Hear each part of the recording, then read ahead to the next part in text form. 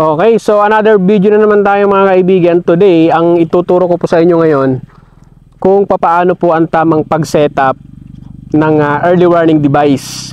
Ang pag-setup po kasi ng early warning device ay it's depend po sa klase ng kalsada. Kung napapansin nyo ngayon, yung kinalalagay natin po ngayon ay sa lubungan po ito mga kaibigan.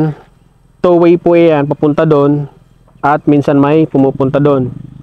Ayan. So kung kayo po ay masiraan ng sasakyan or let's say nagkaroon ng emergency, gagamit po kayo ng early warning device. Halimbawa, naplatan kayo ng goma. Ayan. So gagamit po kayo ng early warning device. So ituturo ko po sa inyo ang pag-setup ng EWD. So kunin natin.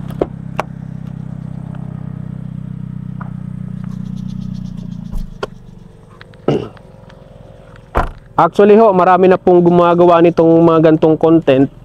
Pero syempre, gagawan din natin ng content para dun sa ating mga followers, sa ating mga subscribers sa ating YouTube channel. Okay. Kung familiar po kayo dito mga kaibigan, actually dapat po meron po kayo nito. Kasi ito po ay mandatory po ito. Pag may 4 wheels ka, may sasakyan tayo, dapat meron po tayong gantong device. Ang tawag po dito ay early warning device. Yes, paano nga ba ang pag-setup nito? Okay. So, kagaya ng sinabi ko po mga kaibigan, pag nandito po kayo nasiraan ng sasakyan or naplatan, magpapalit po kayo ng gulong. Yan, ang pag-setup po ng early warning device, ilagay natin, buksan po muna natin. Yan. Okay, so ito po yung early warning device. Isang yellow at isang kulay pula. Okay. So paano ba ang tamang pag-setup niyan? Again, nandito po tayo ngayon sa two-way road, sa lubungan po ito. Pag nandito po kayo sa two-way road, isa sa likod, yung kulay red, at isa naman, yung dilaw naman po ay sa harapan. Ganito po yung pag-setup na ito mga kaibigan.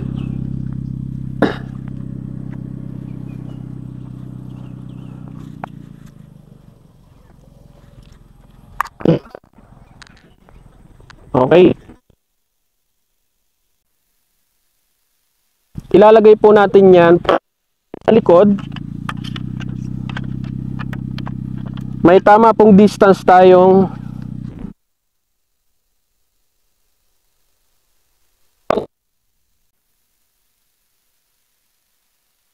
apat na hakbang papunta doon. 1, 2, 3, 4. Saka po natin to ilalagay. Yan. So yan po ang tamang pag-setup niyan.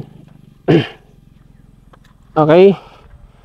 So ang ideal po kasi at least 4 meters ang distance from the rear bumper. Kailangan 4 na metro po siya. So para makuha natin yung 4 na metro, from the bumper, hakbang ka lang ng 4, kagaya ng ginawa ko kanina. Bago yun, hakbang ka muna ng isa dito. Yan, isang hakbang papunta dyan. Tapos sa kakahakbang papunta doon. Yung kulay dilaw po, ilalagay po natin yan sa harapan. Yan, ganito po yung pag-setup nito.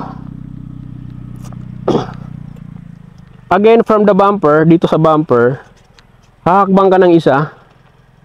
Hakbang ng isa, papunta dyan. Yan, hakbang ng isa. Tapos 4 na hakbang pa forward. 1, 2, 3, 4.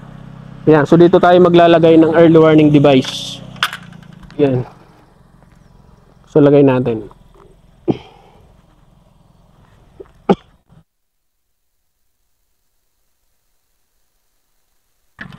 Lalagay natin dito sa harap.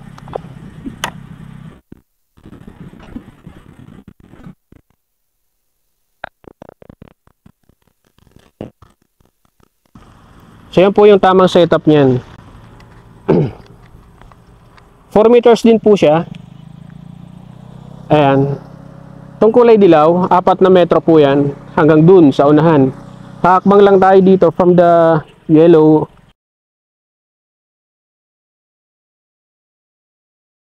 4. Tapos from the bumper, isang hakbang dapat po siya. Yan. So bali ang pinakang full setup niyan ito po. Yan yung kulay dilaw. At ito po yung kulay red. Yan. So ito pong setup na to ay ginagawa po yan kapag doon po kayo sa sitwasyon ng salubungan. Yan, katulad nito, salubungan po siya. Yan po ang tamang pag-setup niyan. So how about pag doon po tayo nasiraan or natirikan ng kotse sa one way or one lane, 2 lanes, 3 lanes, or kahit 4 lanes pa yan, basta't ang sitwasyon po ay going to one direction. Ibig sabihin, walang sumasalubong. Ayan, katulad nung nasa screen mga kaibigan. Ayan, pakita ko sa screen. Ayan, sa mga ganyang klase ng kalsada po, ang setup, puro na po sa likod natin ilalagay. Yung setup po na ito, na pinapakita ko sa inyo ngayon, para lang po ito dun sa two-way road sa lubungan. Ayan. So, dun tayo sa sitwasyon na one lane going to one direction. Kunin natin tong isang dilaw. Okay. Pag nandun po kayo nasira mga kaibigan, katulad nung ipinakita ko sa screen. So, again, ayan. So, as is na po siya. Huwag nyo na po siyang gagalawin. Okay na po siya.